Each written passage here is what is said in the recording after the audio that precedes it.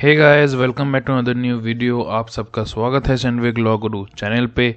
तो आज हम लोग एक बहुत ही कॉमन टर्म एफआईआर के बारे में जानने वाले हैं।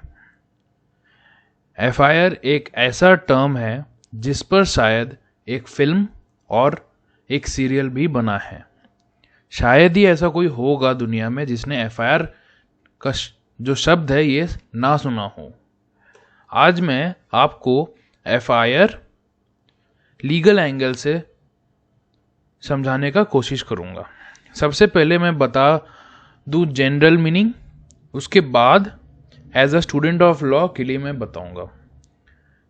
तो चलिए स्टार्ट करते हैं आज की वीडियो को। और अगर आपने अभी तक मेरे चैनल को सब्सक्राइब नहीं किया है तो सब्सक्राइब आप कर दो ताकि आपको और भी सीआरपीसी से रिलेटेड वीडियोस मिलते रहें। तो चलिए स्टार्ट करते हैं आज के वीडियो को। तो सबसे पहले हम लोग एफआईआर का मतलब जानेंगे।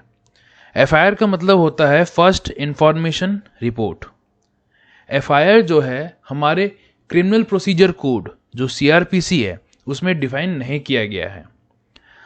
अगर कोई इंफॉर्मेशन चाहे वो ओरल हो मतलब वर्बल हो, कोई बोले या लिख के दे किसी पुलिस ऑफिसर को incharge of a police station, तो मान लीजिए कोई भी इवेंट हुआ है, कोई भी क्राइम हुआ है जिसका आपको इंफॉर्मेशन देना है, जैसे कि पुरुलिया डिस्ट्रिक्ट में हुआ या फिर कोलकाता में हुआ, तब कोलकाता में जो पुलिस स्टेशन है वहाँ पे जो पुलिस ऑफिसर इंचार्ज है आप उसको इंफॉर्मेशन दे रहे हो related to the commission of a cognizable offence. अब कॉग्निजेबल ऑफेंस क्या होता है ये मैंने आपको पहले वीडियो में बता दिया है, तभी मैं वापस से आपको बता दूं। कॉग्निजेबल ऑफेंस वैसा ऑफेंस होता है जिसमें पुलिस के पास पावर होता है कि वो ऑफेंडर को without warrant being issued, without warrant वो अरेस्ट कर सके। ये mainly serious type of offence होता है, मर्डर हो गया, रेप हो गया, किडनैपिंग हो गया, एक्सेट्रा।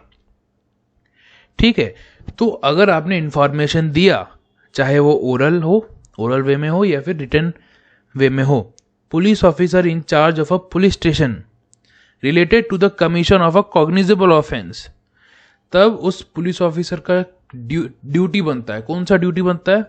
उस पुलिस ऑफिसर का ड्यूटी बनता है कि वो आपके इंफॉर्मेशन को सेक्शन 154 सीआरपीसी के तहत रिकॉर्ड करे और केस को स्टार्ट करे। ठीक है, यहां तक समझ में आ गया। अब इसका ये भी मतलब आता है कि इंफॉर्मेशन पुलिस ऑफिसर को जो दिया जाता है उससे पुलिस ऑफिसर जो है उस इंफॉर्मेशन पे बेस्ड या फिर इंफॉर्मेशन के आधार पर केस को स्टार्ट करता है और यहीं से क्रिमिनल केस का शुरुआत होता है। चलिए अब हम लोग देखते हैं सेक्शन 154 क्या कहता है। मैं ये भी बताना चाहूंगा कि बाय वे ऑफ अमेंडमेंट के द्वारा प्रोविजनल कॉज ऑफ 03/02/2013 ऐड किया गया है, जिसके मुताबिक फिर जिसके according information related to acid attack या सेक्सुअल असॉल्ट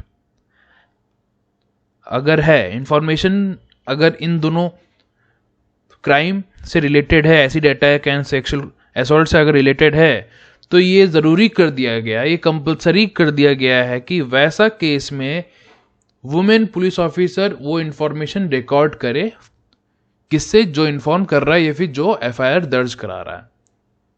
ठीक है, और इसी के साथ ये भी प्रोविजन दिया गया है कि अगर इंफॉर्मेशन सेक्सुअल असॉल्ट या एसिड अटैक से रिलेटेड है और जो इन्फॉर्मेंट जो इंफॉर्मेशन दे रहा है या फिर अगर वो विक्टिम है, इन्फॉर्मेंट उसके फैमिली मेंबर भी हो सकते हैं विक्टिम के।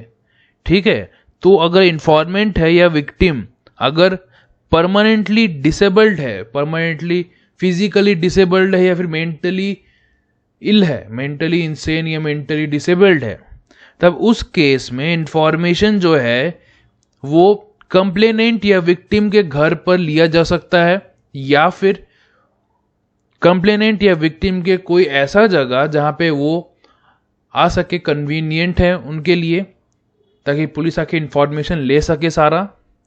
ठीक है, और इस अमेंडमेंट के तहत ये भी प्रोविजन दिया गया है कि इंफॉर्मेशन जो भी दिया जाएगा, जो भी रिकॉर्ड किया जाएगा, उसको वीडियोग्राफ वीडियोग्राफी के थ्रू उसको रिकॉर्ड करें। ठीक है। और ये भी बताना चाहूँगा कि पुलिस ऑफिसर की ड्यूटी होगी कि इंफॉर्मेशन रिकॉर्ड होने के बाद उस विक्टिम हो या कंप्लेनेंट हो, उसका स्टेटमेंट जुडिशियल मैजिस्ट्रेट के द्वारा रिकॉर्ड कराया जाए। अब ये जुडिशियल मैजिस्ट्रेट से स्टेटमेंट जो रिकॉर्ड होता है, ये section 164 of the criminal procedure code के तहत होता है। ये सेक्शन के अकॉर्डिंग जुडिशियल मैजिस्ट्रेट किसी भी विक्टिम या कंप्लेनेंट या विटनेस का स्टेटमेंट रिकॉर्ड कर सकते हैं। ठीक है। तो अब हम लोग आते हैं एफआईआर है क्या। एफआईआर बेसिकली क्रिमिनल केस का बुनियाद है, फाउंडेशन है, जिसके आधार पर पुलिस केस स्टार्ट कर सकता है, इन्वेस्टिगेशन स्टार्ट कर सकता है और इन्वेस्टिगेशन के दौरान एविडेंस सबूत इकट्ठा कर सकता है, कलेक्ट कर सकता है और इन्वेस्टिगेशन कंप्लीट होने के बाद चार्जशीट या अभियोग पत्र सबमिट करता है पुलिस ऑफिसर्स। उसके बाद कोर्ट में ट्रायल होता है और एविडेंस के आधार पर कोर्ट सजा भी दे सकता है।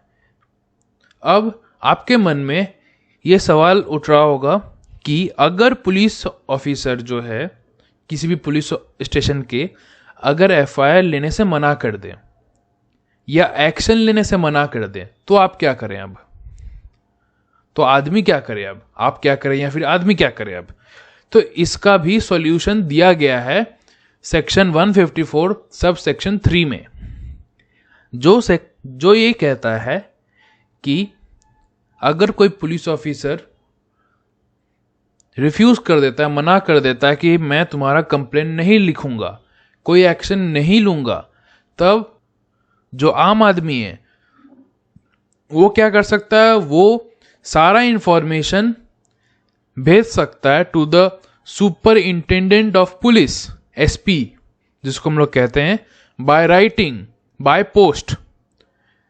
सारा इंफॉर्मेशन कि मेरे साथ ये हो रहा है, ये केस है और पुलिस ऑफिसर मना कर रहे हैं मेरा केस लेने से, तो ये सारा इंफॉर्मेशन सुपरिंटेंडेंट ऑफ पुलिस को भेज देना होगा, आप लोग को या आम आदमी को। अब उसके बाद वो क्या करेंगे? उसके बाद उस इंफॉर्मेशन के बेस्ड पर या तो वो खुद इन्वेस्टिगेशन स्टार्ट करेंगे या फिर वो किसी अपने सबऑर्डिनेट ऑफिसर से इन्वेस्टिगेशन स्टार्ट करवाएंगे। फाइनली मैं आपको बताना चाहता हूं कि एफआईआर टेलीफोनिक मैसेज, ईमेल के द्वारा भी किया जा सकता है और इंफॉर्मेशन कॉग्निजिबल ऑफेंस रिवील करता है तो पुलिस केस भी स्टार्ट कर सकता है। ये हो गया मीनिंग ऑफ एफआईआर। जो first information is that information which is given to the police first in point of time. जो फर्स्ट इंफॉर्मेशन रिपोर्ट है उसमें आपने जो पहला इंफॉर्मेशन दिया पुलिस को at first point of time, जिसके बेसिस पे इन्वेस्टिगेशन स्टार्ट होता है, उसी को हम लोग कहते हैं फर्स्ट इंफॉर्मेशन रिपोर्ट। और जो ये एफआईआर है इसको वेरी डिटेल्ड, एकदम भारी भरकम पूरा भरा हुआ पन्ना में लिखना जरूरी नहीं है। It is not to be a detailed document and it is only meant to give only the substance of allegation made. मतलब हुआ कि इसमें वही चीज लिखा लेना चाहिए जो ये साफ कहे बेसिकली हुआ क्या है, मर्डर हुआ है, रेप हुआ है, किडनैपिंग हुआ है, क्या क्या एलिगेशंस है, वो क्लियरली उसमें स्टेटेड रहना चाहिए, उसमें लिखा रहना चाहिए। और जो इंफॉर्मेशन जो भी रहेगा वो हमेशा रिलेटेड होना चाहिए to the commission of a cognizable offence. Once an information is laid before a police officer in compliance with the requirement of section 154, the police officer is obliged to enter it in prescribed form and register the case। तो जैसे ये information police officer को मिलता है तो वैसे police officer का एक और ड्यूटी बनता है कि वो प्रेस्क्राइब फॉर्म में उसको इंटर करें और केस को रजिस्टर करें। आई होप आपको ये वीडियो समझ में आ गया होगा। एफआईआर के बारे में मैं आपको और एक वीडियो बताऊंगा जिसमें मैं आपको ये डिस्कस करूंगा या फिर ये आपको इंफॉर्मेशन दूंगा कि अगर एफआईआर डिलेड हो तो क्या होगा और सुप्रीम कोर्ट का गाइडलाइंस क्या क्या है एफआईआर के ऊपर और एफआईआर का वैल्यू क्या है, ये सब मैं डिस्कस करूंगा नेक्स्ट वीडियो में। और कहीं भी डाउट आता है इस वीडियो में आप कमेंट सेक्शन में बता सकते हो। वीडियो अगर अच्छा लगे तो लाइक कीजिए, शेयर कीजिए, सब्सक्राइब करना मत भूलिए ताकि आपको और भी इस तरह के इंफॉर्मेटिव वीडियोस सीआरपीसी के रेगुलरली मिलते रहें। तब तक के लिए बने रहिए मेरे साथ। Stay safe. Thank you.